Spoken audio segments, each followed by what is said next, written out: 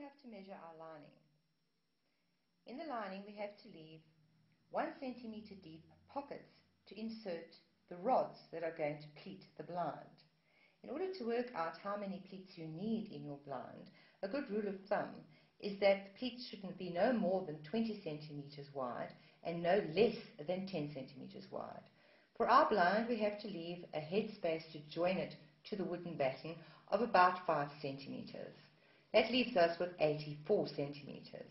84 centimeters to make a nicely pleated blind, we would divide by 7, giving us 12 centimeter pleats.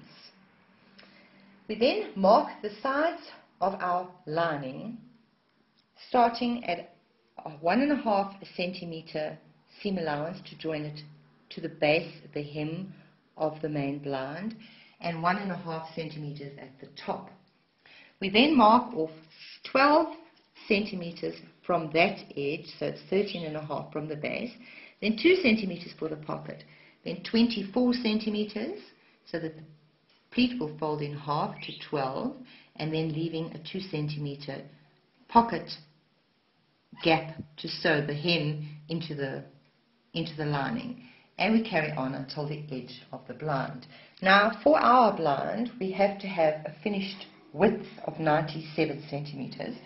So we're going to take off the 10 centimeters turning that we allowed for the side hem, which leaves us with 87 centimeters. We're then going to add 3 centimeters to either side, 1.5 for hem allowance and 1.5 to fold it back. From the base, we're going to subtract 10 centimeters for the base hem. Then we are going to add 6 centimeters to insert our rods into our blind, because we've got 3 rods for 7 pleats.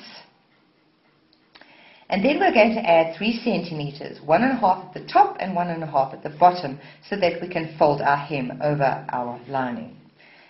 The finished amounts then will be 93 centimeters width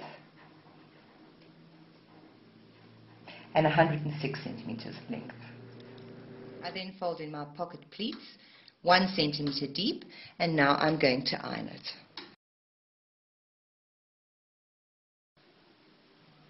The pocket guides have been ironed in.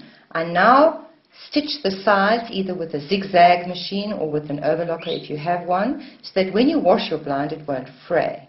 I then take the blind and I put it under a straight stitching machine, and I stitch the 1 centimeter pockets for my rods. I've now stitched the 1 centimeter pockets into my lining, which are going to hold my rods. I've been guided by the accordion pleats I ironed into the lining. I have stitched my lining to my main blind from the top to the bottom, with the pocket pieces for the rods being sewn downwards towards the base.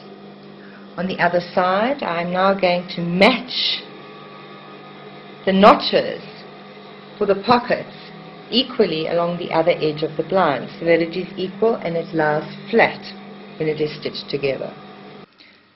Now lay your lining on top of your main blind, right sides together, and you're going to stitch it